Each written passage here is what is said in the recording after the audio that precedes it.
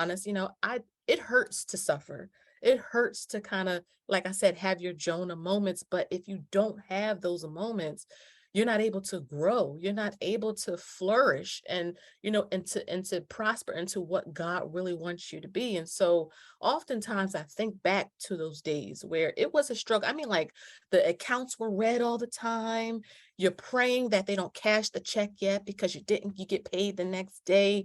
You're praying that they will approve you for WIC and food stamps because you spent all your grocery money up on clothes versus going to get food. Like it's really real. And there's a lot of people who think this way. And I'm so grateful that God stopped us. And sometimes God's method is pretty intense, but it's because he loves us. He Mm. don't want us to continue to go. Can you imagine me being 38 still doing the same stuff? I can't even imagine what my life will be like now. And so I am immensely grateful and just appreciative to God for what he did. Those moments were hard.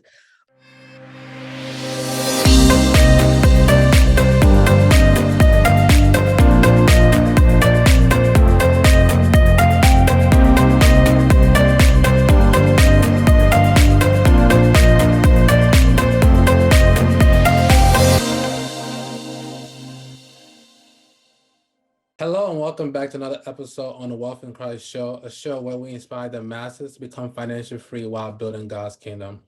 On the show today, we have Ms.Shelise, aka Mommy Trader. Ms.Shelise is a serial entrepreneur who's on a journey to retire early with $5 million. In this episode, we'll discuss Ms.Shelise's fire journey so far and how she teaches others about financial literacy. So thank you for being here, Ms.Shelise. Thank you for having me. I am looking forward to the conversation and just talking about finance and how we can, like you said, use it to build God's kingdom. Yes, yes, yes. How are you doing today? I'm doing well. I truly can't complain, or at least I try not to complain. But I'm doing really well, and I've been looking forward to this chat for a little while now. So I am excited, but ready again to just have a good conversation. That's good. So to start the conversation, I want to ask, who is Ms.Shelise? Well, she is a mama, she is a wife, she is someone who enjoys learning. And so it really goes well with not just, my spiritual walk, which is the Bible, and you're always learning, but finance as well, and learning how to budget and manage money, invest, and just, all the ways that we have at our disposal to really be good stewards of what God has given to us. And so that is what she is in a nutshell. She loves binge watching on Netflix. She loves Scrabble and she loves Disney. So kind of well-rounded individual I think I am. And so, that's just me in a pinch. That's cool. That's cool. What's your favorite Disney movie? Your favorite Disney movie? Oh, probably Beauty and the Beast. I like the classics. I'm just a classic girl. Yeah, Beauty and the Beast. Followed by Princess and the Frog. I got to represent for Tiana. But Beauty and the Beast, Belle, she's like one of my faves. That's really good. Definitely like a great movie. Mhm. I want to ask, what inspired you to get on this journey to retire early? Um, yeah. I think, our journey started when I was 30. So I'm 38 now. And, we had our come to Jesus moment. We spent a lot of our 20s really, and it was me mostly. I got married when I was 20. So I've been married a long time. But just spending the 20s really partying, just not being responsible. I felt like, 30 is a long ways away. And so, I felt like I had time to make it up. And I didn't realize that, time goes by really fast and you should really try to use every moment you can to be responsible. You can still have fun, but, be responsible. And I share this often that, we had our come to Jesus moment where we got an eviction notice and we were about to be kicked out and we didn't have a backup plan. Like we didn't have a backup auntie or, a parent that we could call to get some extra funds. It was just us. And so we either had to like do or die, like either you pay this rent or you get kicked out on the street. And I'm really grateful because God provided an opportunity for us through a tax refund. And we were able to really kind of get things into gear. And once I started to really understand and learn about money in general through the Bible, through just reading different books and documentaries, I realized like, okay, perhaps we could do more than just budget. Maybe we can invest. Maybe we can retire early. And that's where the whole retire early thing came from. It's just really seeing we made good money, by the way. So, if we put our money to work, if we were good stewards, then perchance we could achieve something that was like no one in our family retired, like that I could think of. Everybody worked until they died or just couldn't anymore. Nobody actually retired. And so, it helped us to realize like if you are focused, if you are intentional, if you are consistent with your money, and keeping God first, perhaps you can like stop working from the 9 to 5 and start your own business. And so that's the journey we've been on now for almost 8 years. And to see the progress has been amazing, has been truly amazing. Oh, wow, that's definitely an inspiring story. And from there, I do have a lot of questions. And I guess my first question will, be about your faith. You said you had a come to Jesus moment. How has your faith from there, getting that tax return, just and seeing how God views money and how God was able to provide for you in that moment? Um, After 8 years now, like how's your faith been going? I think, it's interesting how when you are young, excuse me, you don't really put God and who he is in the forefront. When you're young, you're naive. Solomon talks about it often. It's just youth is wasted on the young. We're not thinking about who God is and how he could provide, how he can teach us how to do things and just do things in moderation. And when I was young, it was just, I went to church. I mean, I went to church, but I didn't go to church here. I was just, I had to go to church because my mom was going to say something or somebody was but I didn't really develop that closer walk with the Lord until things became troublesome for us. So again, I got married young and we made decent money. That was the thing. We made decent money, but when you don't have the right knowledge and understanding about how to approach anything, it doesn't even have to be finance, it's just anything. um, you're going to run into shipwreck. And, having that come to Jesus moment where I had to really, and keep in mind, the Lord didn't deliver us right away. He let us stay there for a little while. Sometimes he'll put us in the belly of a well so that we can know and understand that it's not about us. It's about him and him giving us, his stuff to manage and to be good stewards of and to be responsible for. And once we had our, Jonah moment, once the Lord delivered us, it was like, he ran straight to Nineveh. Well, we just got on this finance journey. It was like, we're going to pay off everything. We're going to do our best to communicate with each other. And so it really strengthened our walk with God through trials. Sometimes a lot of people, and I'm going to be honest, it hurts to suffer. It hurts to kind of, like I said, have your Jonah moments. But if you don't have those moments, you're not able to grow. You're not able to flourish and to prosper into what God really wants you to be. And so oftentimes I think back to those days where it was a struggle. I mean, like the accounts were red all the time. You're praying that they don't cash the check yet because you get paid the next day. You're praying that they will approve you for WIC and food stamps because you spent all your grocery money up on clothes versus going to get food. Like it's really real. And there's a lot of people who think this way. And I'm so grateful that God stopped us. And and that sometimes God's method is pretty intense, but it's because he loves us. He Mm. don't want us to continue to go. Can you imagine me being 38 still doing the same stuff?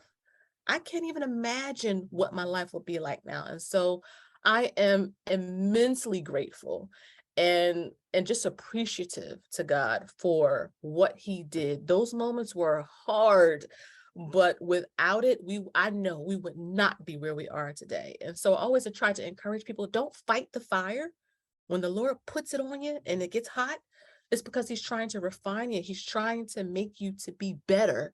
And again, it doesn't feel good when you're getting chastised, when the Lord is spanking you a little bit. But when you just kind of go through and come out on the other side, there's that song, your soul looks back and it's wonder, how did you get over? Because you see the progress in your own personal life. And what it does for me is it helps me to continue to walk with the Lord. And so, man, I'm telling you, if it was not for God, with our, and not just the finance journey, but just in our marriage, I mean, in general, we've been married 17 years now. You know, I just don't know. And so he's the source of everything. Every time we get paid, tithe come out. I don't care if it's a bonus. There have been times we wrote checks for $20,000 to the church. We don't care what it is. If the Lord gives us this, 10% comes off the top. There's no, because again, if we would not have that moment, then we wouldn't have been here where we are now. So it's a privilege to be able to give back to him through his people, through the church and through different charities and organizations, to be a blessing to them as well. Hey, family, I hope you enjoyed this episode so far. On December 17th, I'll be hosting a free panel discussion titled The Road to Success. This panel discussion will take place at CAC Mountain of Blessing, New York, and this panel discussion will feature Carlene Robinson from episode 15 and Jamal Boyd from episode 49. Click the link down below to RSVP for this event.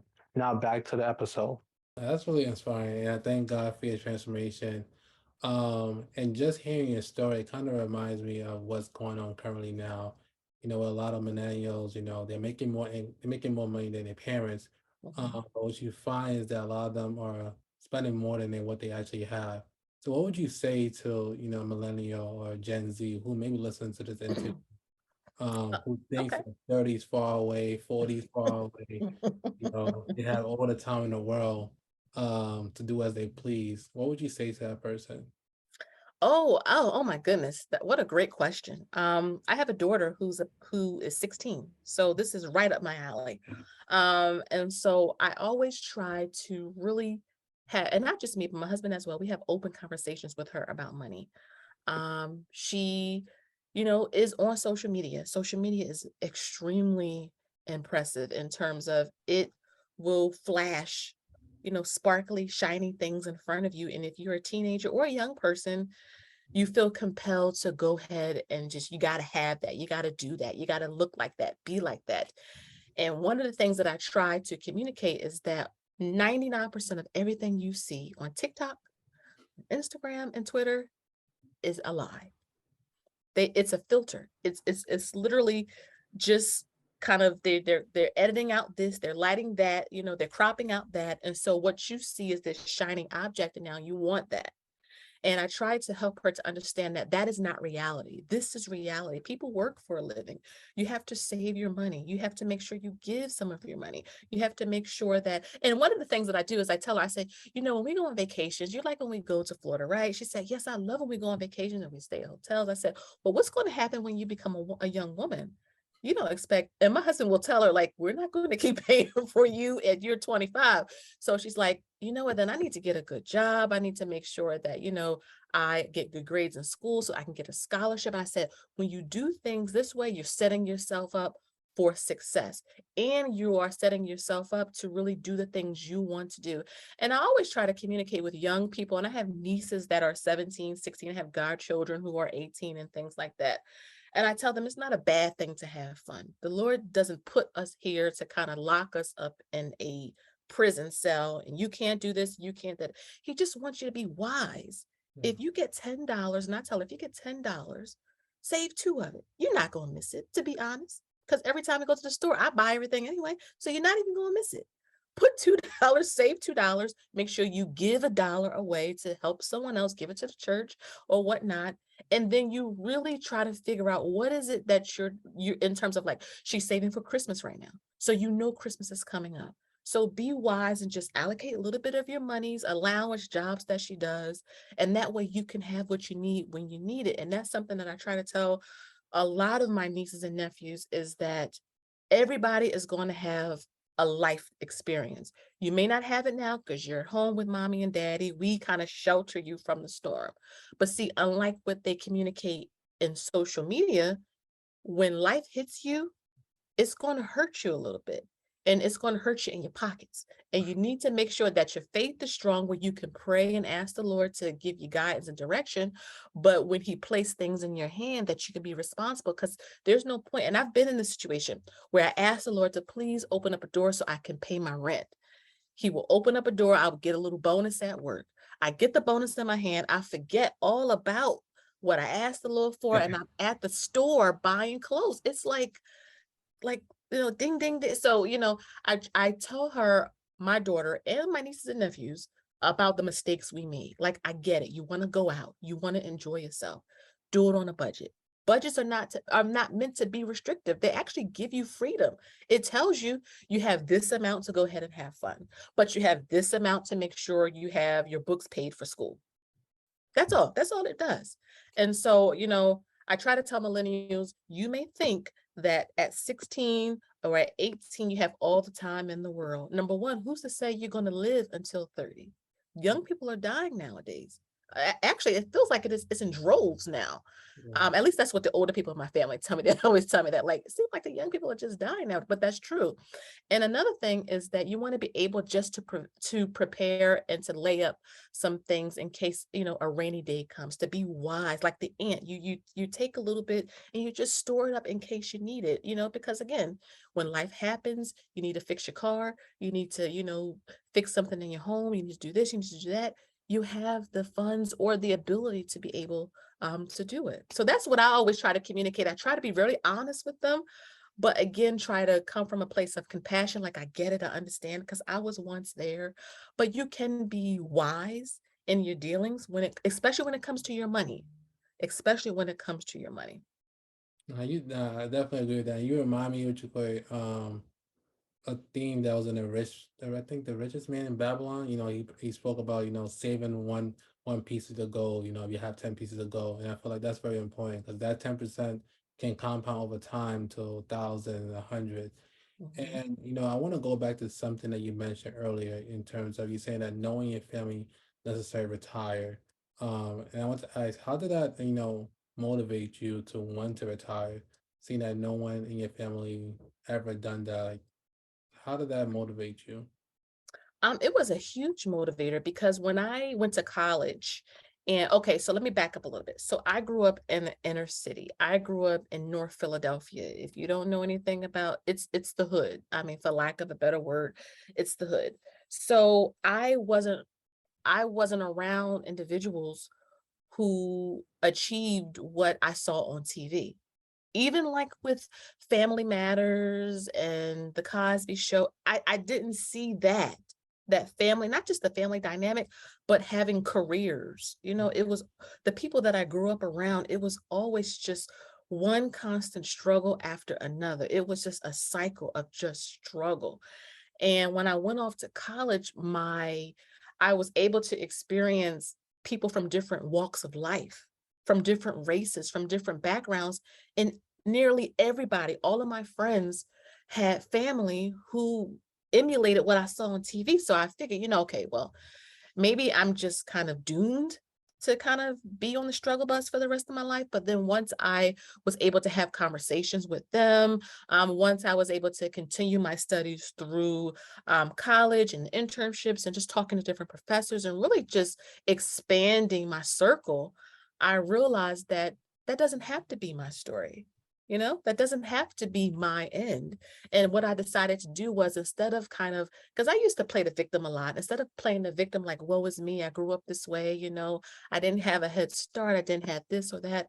I really embraced that underdog mentality and really tried to do the best at whatever opportunities came my way. And from that point, graduated with honors and was able to go in to get a good job. And then I was able to learn how to negotiate. I was able to network at like office parties, and they would, and this is another thing, is just be open to suggestions and guidance. If you have professionals there who you can ask questions to, if they or they'll give you tips, like, you should go and get the certification. I can't tell you too much, but go ahead and get the certification on. Make sure you knock this project out of the park, and what I realized is that I was able to form connections, and then I would see some of my connections, retire early, like in their 40s and 50s. And I was thinking, how do they retire? Like, I thought you had to work till you were 70. And then again, because we had that relationship, I was able to ask, like, what steps did you take? How did you navigate? And they would tell me, you need to make sure you are wise with, and these people, keep in mind, these people aren't Christian. But it's amazing how the people of the world, they in certain aspects, it seems like they have more wisdom in certain things. Like they would tell me, just budget your money. Be wise with your money. Invest often and early as much as you can, you and your husband. Make sure you pay off your credit cards every month. Do not carry a balance if you can help it, because sometimes you can't. Life happens and you got to carry it. But if you can help it, try not to carry a balance. Create a sinking fund, just different things like that, assets over liabilities. And what I realize is that if I followed the path that I learned from these individuals, perhaps I could achieve what they achieve. And then I started to see the results once my husband and I got started. I would say probably after like 2 years, when we started to pay off all the debt and we kept it off, we started to save and we bought our first house. We started to invest and we started to see the growth in that. And we realized, this is how, the 1% do it, or those who are wealthy, they follow these certain steps. And I realized, okay, we can achieve this. Like there's nothing too hard that, we could do all things through Christ. But again, like the Bible says, faith without works. So people could pour into me all day long, like, do this, do that, go here, go that. Just like God, he'll say, go here, move that way. But if I don't actually do it, all of this is just an idea. And so, I, you know, to me, early retirement is not an idea anymore. It is a destination. We can see it because of all the work we've been putting in. Now, when we retire, we're not going to just be sitting down on the beach doing nothing, though sometimes we will. I'm not going to lie to you, but to be able to really start our own, not our own businesses. Like my husband, he wants to do his own consulting firm. He has always wanted to do that, but that takes money and that takes time. So we're doing everything now so that when we get to 42, he can put in his notice and we can really dedicate our time to building up his own business. And I'm already building up my business as well. So, it's there. Like we can see early retirement, like it's right there. And it's an example for the younger people in our family. Like I said, I have nieces and nephews who I'm talking to, but man, talk about showing them, Yeah. like, look, your auntie and your uncle going to the beach on a Wednesday. Okay, so that they can see it, like putting some flesh on to these ideas and these goals and the vision that we have, because they see someone else. Actually, I believe in representation. I'm a visual learner. It inspires the heck out of me when I see someone who I look up to, who looks like me, who came where I came from, achieve something that I didn't think was possible. So yes, early retirement, it's a big motivator, how I grew up, and we can see it, bro. We can see it. No, that's good. That is definitely good that you can definitely see. And you definitely said a lot of things that drew my attention. One is, you said that you learn a lot of these tips and these strategies from non-Christian. And I've also, like in my journey, I realized that it's interesting, those who are non-Christian, they practice all these biblical principles that you can read in the Bible, as saving, to invest, all these different things about money. A good man leaves an inheritance for his children, Mhm, not to love money, see money as a tool. And I find that the reason why Christians are not on that same path, it's not so much about the fate, but it's about the work, the victim mindset, feeling like money is evil, not understanding it's the love of money that makes people evil. And mhm, I just think once people realize that money is a great tool to expand the kingdom, and money is a great tool to build the kingdom of God, and it's easier for people to hear you talk about Christ, to talk about Jesus, if you're able to help them, give them food, give them clothing. So I think that's something that, as a whole, as Christians, that we need to come to understanding that money is really important to move this ministry forward. mhm, And so, thank you for that. Um, I also, based on what you said, one thing that came to mind, you mentioned that you want to retire. The goal is to retire at the age of 42, and I can imagine that. you have to be very mindful and careful how you're going about building this different relationship in work and also outside of work. So it's not like contradicting yourself, you know. So how do you go about managing those different relationships? Well, something my husband and I talk about often is that we don't compromise our values, like at all. And sometimes that can create a hostile environment in the workplace because you will not compromise. But how many people in the Bible didn't compromise and God always came through? And that's the thing, is that when the Lord sees that nothing will move you, like my husband will say, I am not going to lie on you, to you, or for you. I don't care where. I love when he say, because he can say it with some like pizzazz, but it's so true. I will do the job. My husband will do his job the best way we can, not slack, do it as unto the Lord. But when it comes to compromising our relationship with God in terms of lying, or, and especially when I was in the corporate world, there's a lot of like white lying going on in terms of like tell a white lie. Like it's not like a bold faced lie, like, but it's a lie is a lie at the end of the day. Like you either hot or cold. It's a lie or it's not a lie. And sometimes you feel like if you don't go along with the crowd, then the dreams and the aspirations that we have for ourselves are dashed. But again, when God is in the mix, the formula gets altered automatically. And so again, we pray, Lord, you see the situation, you know, you see that we are doing our best. We're trying to maintain your standards, trying to follow what's right. But we realize that our job or this promotion may be at risk. But again, just like the Hebrew boys, just like Daniel, I mean, there's countless situations or stories in the Bible where people didn't compromise and the Lord always came through, and he has done that for us. And so it's really funny because now my husband, he has his job gave him an award, and the name of the award was the Do Good Award. It's so funny. We were both cracking up. They didn't know what the name of. They said, no, your husband, he's the Do Good Award. So after a while, people will realize that I'm not going to compromise. I do a great job.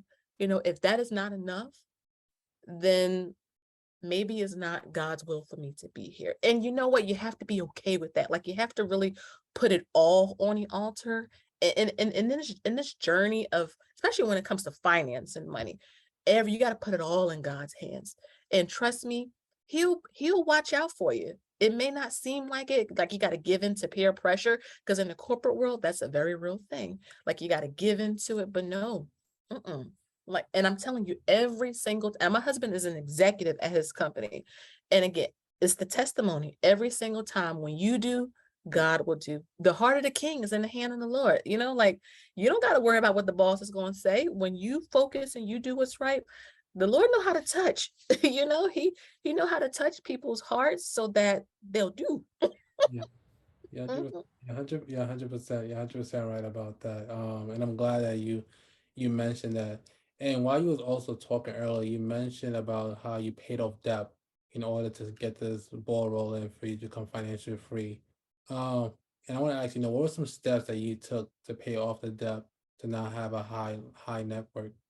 Okay. So when we first started out, again, I started when we were 30. Okay. I'm 38. So it's really interesting because when you really give it all to God, he will really direct you when it comes, because I think sometimes people think that you can only ask God for direction when it comes to like relationships, or if you're sick, but acknowledge him in everything. If you want to know how to be better with your money or how to pay off debt, just ask him. He'll tell you. It's not just the big things or the things we consider big, but it's the everything in between. And so it's funny because tax refund time is a popular time where I come from. Okay, like it's like the second Christmas, and we got really nice size refunds because I have children. You know how that goes. And it's so funny because we'll find out what we're getting back for taxes, and you could hear God in your ear, like, now you do right by this money. And you see the amount, and you see like $7,000, $8,000, and you're like, okay, like, yeah, some clothes, a vacation, and the Lord will whisper like, "No, you do right by this money." And so what we started to do was we would take like 100 or $200 out, and we would either do something that we wanted to do or get like a really nice dinner, like some steak and whatever, and then put the rest of it to either paying off a whole card, or we would pay off a car loan. So imagine that for several years, again, because we got large tax refunds. So we used that as a catalyst to get the ball rolling. And then if we got bonuses, we would give some of our bonus to the church because we paid tithe on everything. And then we would, like I said, take a little bit out to do whatever we want to do, and literally put like $20,000 and pay off the van. I have a minivan, pay off the minivan. So it was using big chunks of money. We all have those moments in our lives where we have like we come in contact with like a nice chunk of money. It could be tax refund, a bonus, a raise, a merit increase, maybe we got a refund from an old bill or something like that.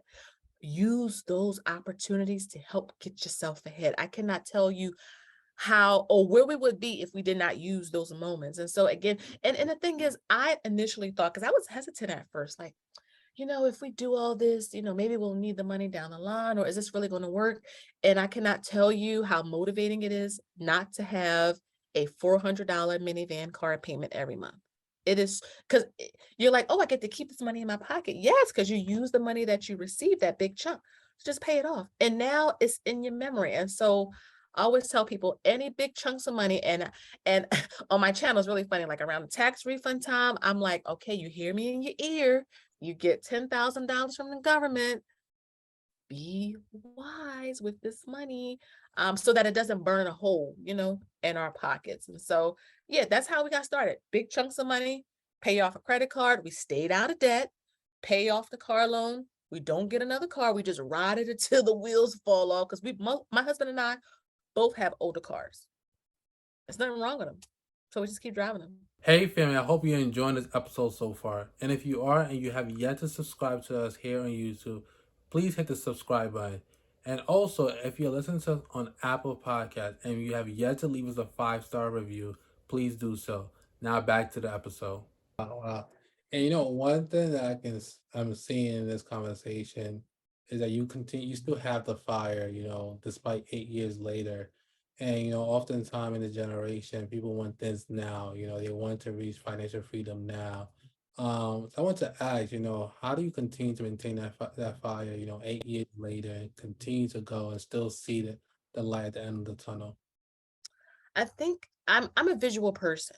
One of the things I love about reading the Bible is that when you read it with understanding, it sometimes it seems as if the words comes off the pages and I can see it playing out in my mind, especially in the Old Testament. When you're reading about Daniel and the lion's den, the words come up and I can see it playing out in front of me. That's motivational for me to continue to read. Well, it's the same way with our finances. I'm a visual learner.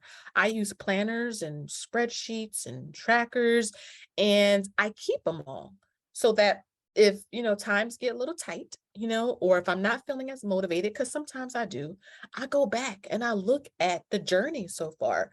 Or like one of the reasons why I love making videos on my channel is that I can go back 2 years ago and just look and see what we were thinking, the steps that we were making, because sometimes I feel like I'm just ready to stop now. But we're so close. And like I said, we go back and and then one of the great things about, staying connected to the Lord is that he'll bring a lot of this back to your remembrance.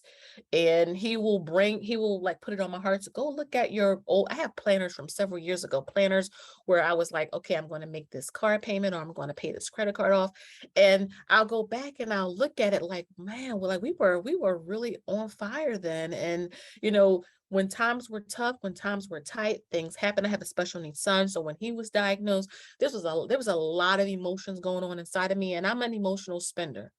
And so I was able to go back and see, like, I was able to get through that. And that's the whole point, is that you're going to get through it. Just stick with it and you're going to get through it. This will pass. Trouble don't last always. If you just hold on, as they say, to God's unchanging hand, it's going to be okay.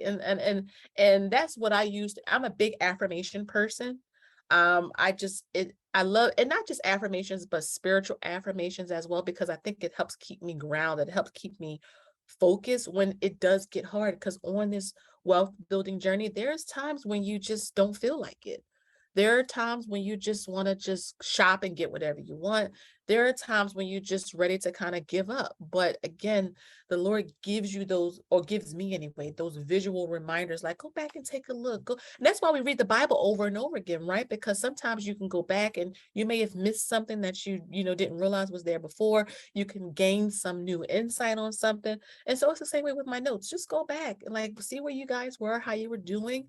And it always encourages us. It always kind of, lifts us up back up, and we just kind of keep going ahead. So that's how we stay motivated.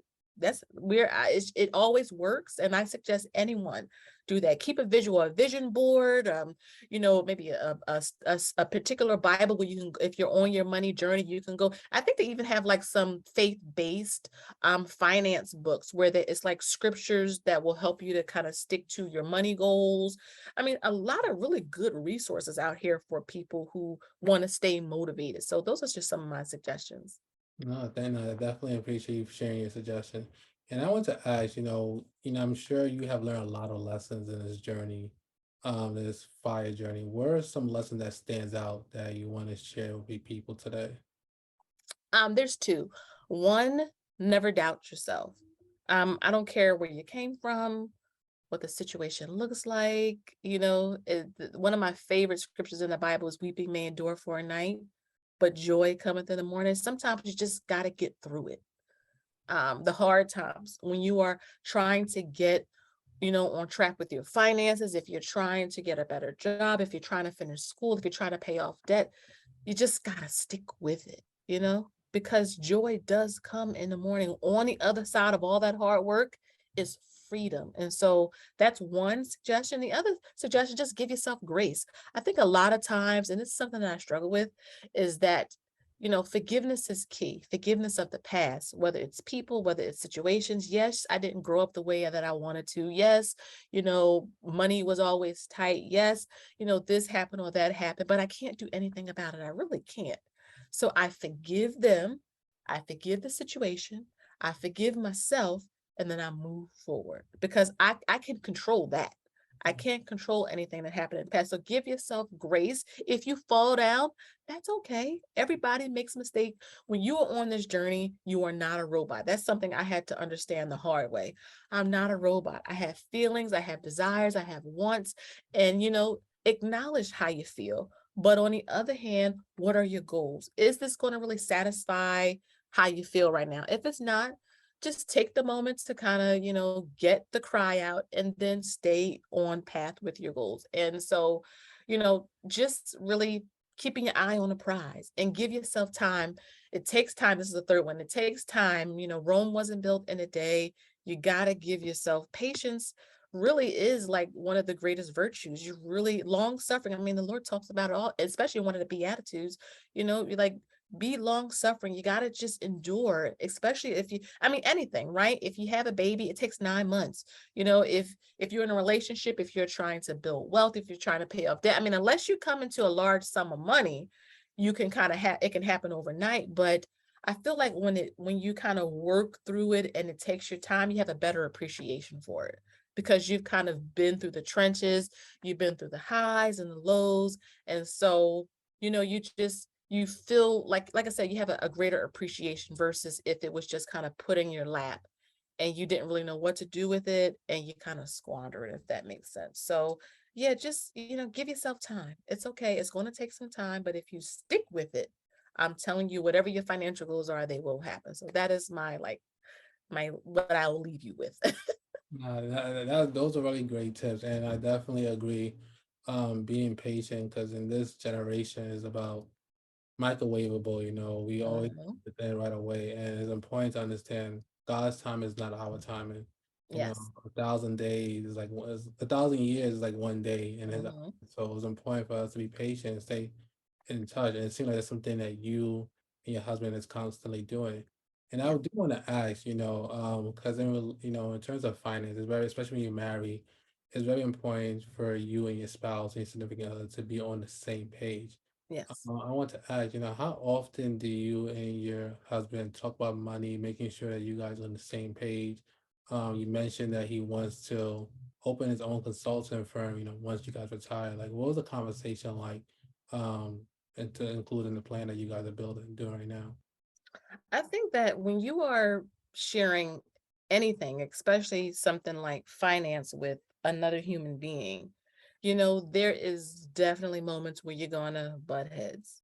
I mean, money is one of the most emotional tools we have at our disposal as human beings. It's money. And so there is definitely that opportunity for arguments and fighting. And I think one of the things that really helped my husband and I a lot is recognizing our strengths and respecting each other's strengths. And so my husband is very like forward thinking. He has great foresight when it comes to our finances, especially with investing.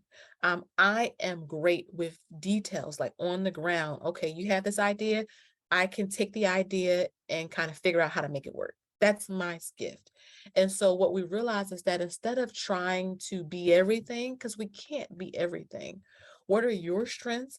What are my strengths? And then how can we make both of them work well together? And people will realize that when you approach it from that standpoint, you'll have a lot more like peace in your relationship. And that has been a big, big help. He is, like I said, he's like comes up with the ideas. He'll say, okay, I'm thinking of, maybe we should buy a rental property. We have two of them. He's like, maybe we should, buy a rental property. I'm thinking it may be a good opportunity for additional income and be able to help build our net worth. And then I'll take that information and I'll look up, okay, well, this is what the interest rates are. This is what our monthly payment is looking like. Can we fit this into our budget? How much can we net from the rental payment every month? Can we buy a second property with this? Can we write off anything? And what that do is that work well together. Like we've been told before from like a financial advisor or just different people who are into that space, like you two work really well together. And it's because we take each other's strength and just combine them. We add them to the pot roast mix and just stir them. And it has been working. Like I said, we've been married 17 years. I've been with him for 19 years, and we applied this same strategy in all areas of our relationship, not just money. Take the strengths. A lot of times we used to, and again, I think social media plays into this. Like you'll watch somebody, they're doing something, they're saying something, and you expect your spouse to do the same thing. Again, social media is an altered reality. It's not showing you everything. So take what the person can do well, you take what you can do well, and then you find a way to make it work. You can make it work. I'm a believer that you can make it work because with God, there's nothing that's impossible. If you and if you find, and we've been in a situation where sometimes we find ourselves still butting heads after we do all that. This is where prayer is extremely helpful. And on top of that, following God's guidance, because I think when you submit your request to God and he give you a response, sometimes we don't agree with that response and we don't do it. But we realize is that if we just step out on faith and just go ahead and just, the Lord will say, just see his point of view, and it works. And so I tell people that all the time in relationships, just try to focus on the positive. Your strengths, their strengths, make them work together. And I'm telling you, it'll happen. It'll happen. Yeah, that's really some great advice.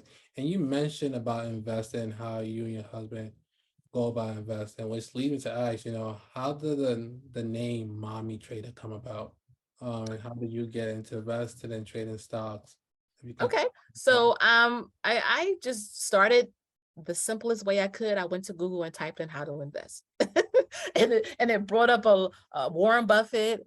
I had no clue who he was. But there's the great thing about the internet nowadays is that there's so much information at your disposal.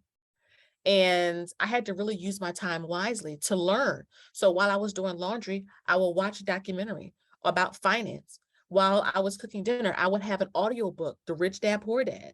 If I was waiting in the school car line for my kids, I would have on a video, a YouTube video where somebody's walking you through what index funds are, what ETFs are. And I made the time in my busy schedule as a mama to really learn And once I learned, I just implemented. We started investing with $100 in a 401k. So you don't have to put a whole lot of money. Just start where you're at and just slowly build from there. And in terms of Mommy Trader, I wanted something that would represent me and what I'm passionate about, and that's being a mother.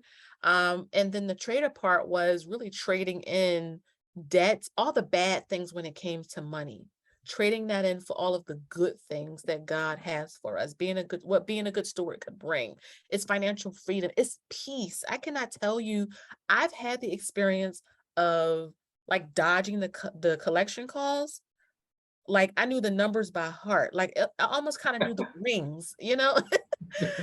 And that was stressful. That is a stressful existence, and not and the peace I have to not even worry about if the phone rings, like, getting antsy and jumpy. I don't owe nobody. So I know it's, like nobody calling asking me for money. It's a relative or a friend or something. And so Mommy Trader came from that. And I also like the mommy part of my name because you don't see a lot of women talking about investing or finance in general on social media. And I wanted to make sure that, my group, I guess, for lack of a better word, was represented because, we do manage a lot of the finances, like the woman in Proverbs 31, how, like what she did, the virtuous woman, how she was such a manager over the household. We do these things. So it's possible. And I think sometimes when you can see representation, like, oh my goodness, here's another woman who's a wife, who's a mother, who's a business owner, talking about how to budget, how to pay off your debt, how to invest, talking about retirement, and just all the taboo money topics, then I think it helps to break down that veil and allow others to come on board as well. So that's MT is what I call myself. That's how Mommy Trader and how I started to invest. No, that is very inspiring. And I want to ask, you being a trader in this current economy, oftentimes, especially in this current economy, a lot of people especially are scared to invest, So I want to ask, what is your thought and what would you say to someone who may be scared to invest in this current economy? If someone came to me and said that they were scared to invest, which happens often, the first thing I would say is I understand your fears because I've been there. Especially when you're new to this foreign entity, which is the stock market. It's very emotional. You're scared, you're frustrated, you're anxious, you're nervous. So I always try to acknowledge how people feel versus kind of casting it off to the side. But on the other hand, I'm a big fan of truth. I'm a big believer in it. That's why I love the Bible so much. I'm a big fan of facts. And what facts and truth does is that it dispels fear.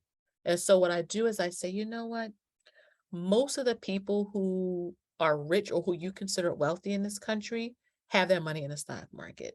And in fact, and I always try to send people to like Warren Buffett videos because he is on record in many interviews saying he only buys when the market is red. He never buys when the market is green, ever. He said he will wait and wait. He says he's patient and he's 96 years old. So he's patient. Okay.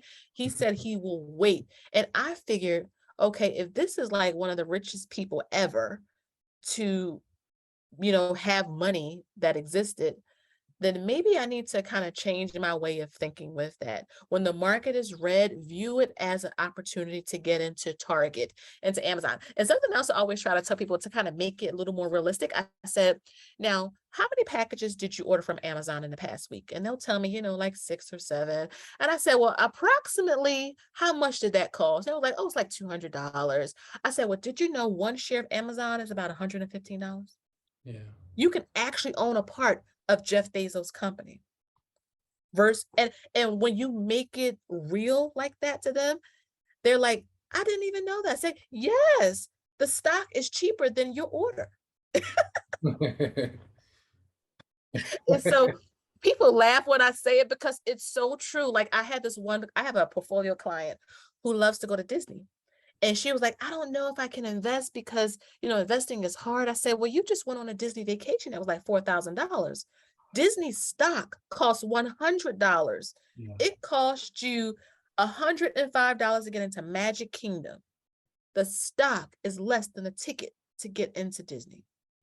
And when you tell them that way, they're like, You're lying. I said, no, I'll pull it up on the phone right now. This is how much the Disney stock costs. $100. You pay more than that to get into the park. And so when you tell them like that, they're like, okay, I'm getting some stock. I'm getting some stock. And so again, I try to make investing relatable to them. I try to joke about it a little bit. I try to apply it to their situation. And when I do that, 99.9% of the time, they're on board. I gotta convert to the stock market. So That's that's what I would do if somebody was scared. that's good. And I guess what would you say are three things, people should, be mindful of to be successful in the stock market? Three things. Number one, patience is a virtue. You got to be patient. No one gets rich overnight, despite what you see on social media. Number two, consistency always wins. Every time you get a paycheck, put 50 bucks, $100 into the stock market. And the third thing is that you believe in what you own. Like I said, if you know you're going to shop at Amazon, Amazon's not going nowhere. Despite the stock market being down, despite a recession, you know you're still going to go to Walmart. So own the things that you use. Own the stores that you go to. You got an Apple product, Apple phone, Apple Watch, you're sporting it all the time. Go get a share of Apple. So be an owner and a consumer. So those are three things that I would tell people. Just a quick how to invest. No, those are really great tips. And one thing I'm seeing that, I'm understanding your story better about representation, you visualize it, it definitely makes sense. And I want to ask, because women oftentimes, especially when it comes to finance, there's not a much representation of women. And I want to ask, why is it important to you to, to be that woman, to show other women that it's possible to become financial free, to be a wife, be a mother? Because oftentimes it's always like a man needs to provide, man needs to have the money, and women just do the other stuff. So why is it important to you to show other women that it's possible to be a boss and be the Pro 31 woman? Because I think, I believe in empowerment. Women, we are by nature emotional creatures. We're empathetic, we're compassionate, we sense the pain and hurt in other people, and that's a great gift that God has given to us.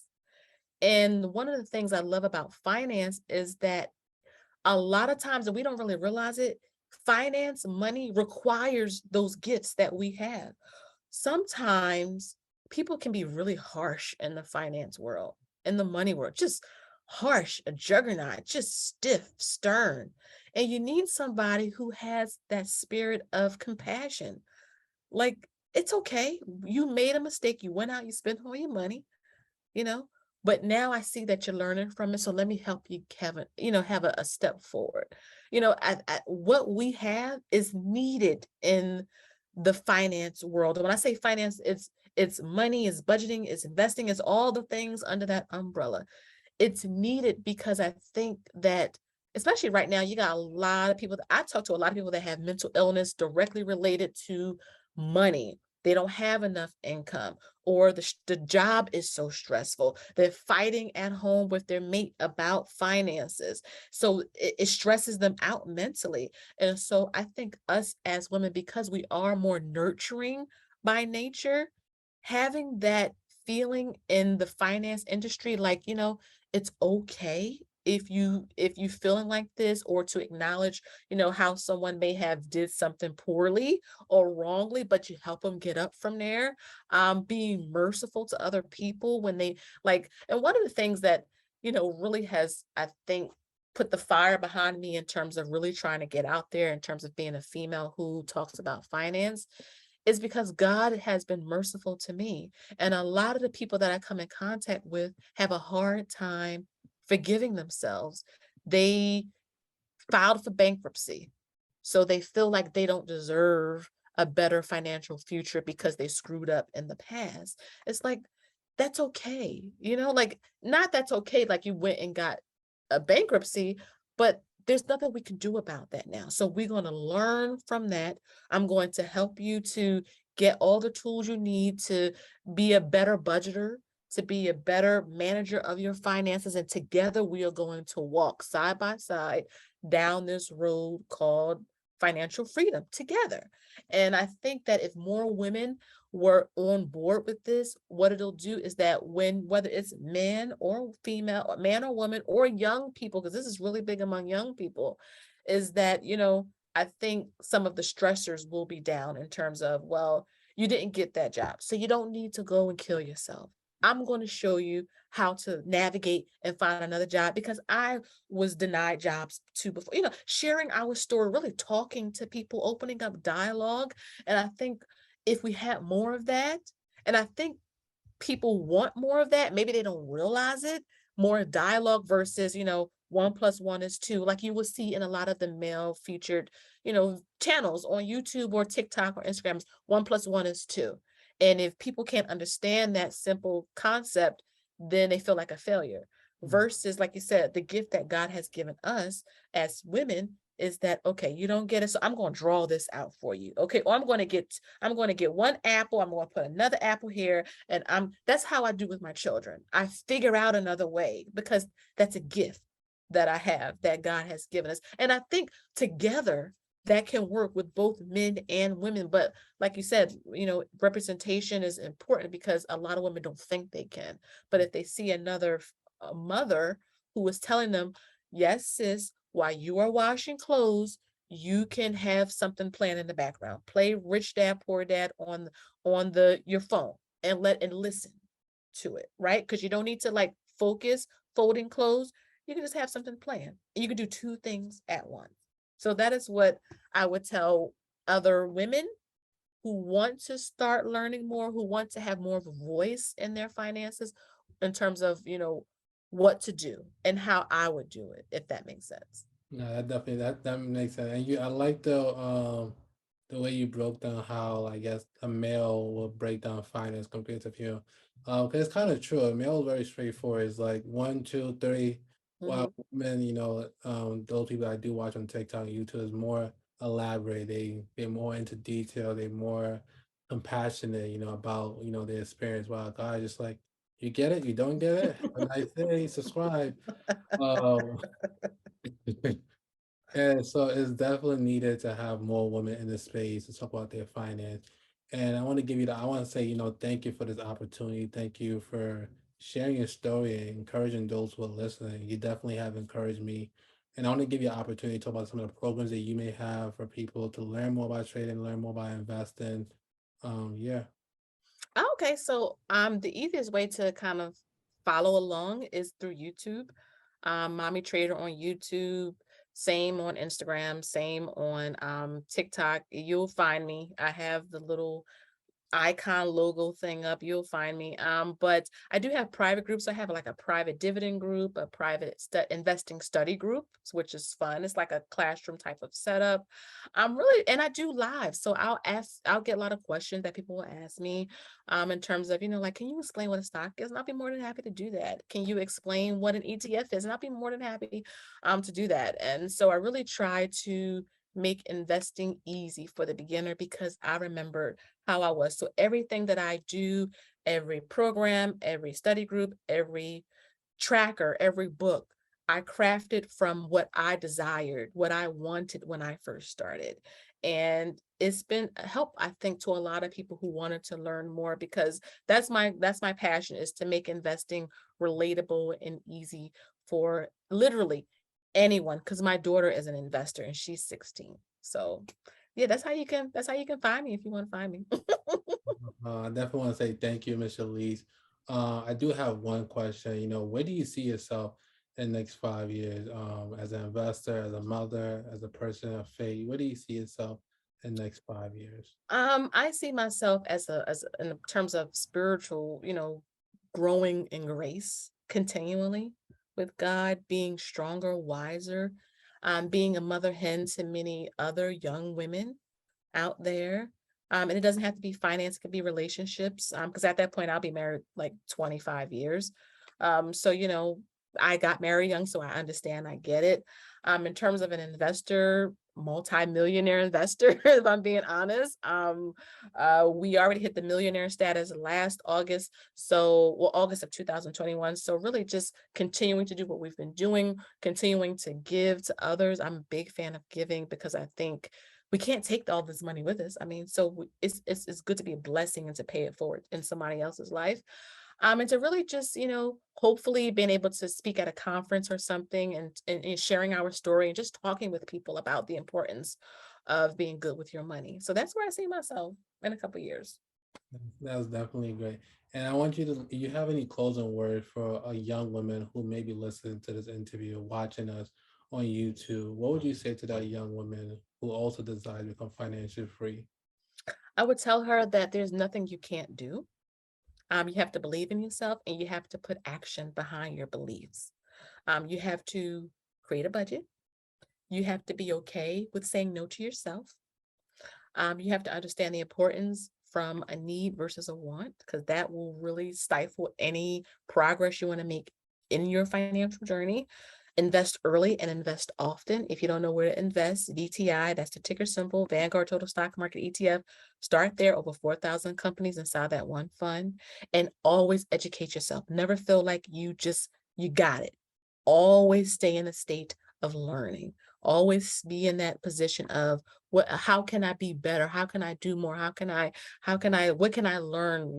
And one of the things I'll leave you with this, Warren Buffett says he still reads 6 books a month. He's the greatest investor. I think most people would agree. He's probably the greatest investor to ever live. He's still learning. Why? Because the world is evolving. He gave an interview talking about his phone. Keep in mind his generation. They don't get on board with all this smartphone and all this tech, but he's willing to learn. And that's the thing. Be willing to learn. So that's what I would leave. There's no way, I have no other way to end this conversation. I want to definitely say thank you again, Ms.Shelise. For those who are listening, I hope you guys are encouraged. I hope you guys are inspired. I hope this, set that fire in you to start investing, and if you're looking for a group of Christians who are working towards becoming financially free, look no further and join the Pray and Invest group. And thank you again, Ms.Shelise, and look forward to seeing you guys next week, guys. Thank you.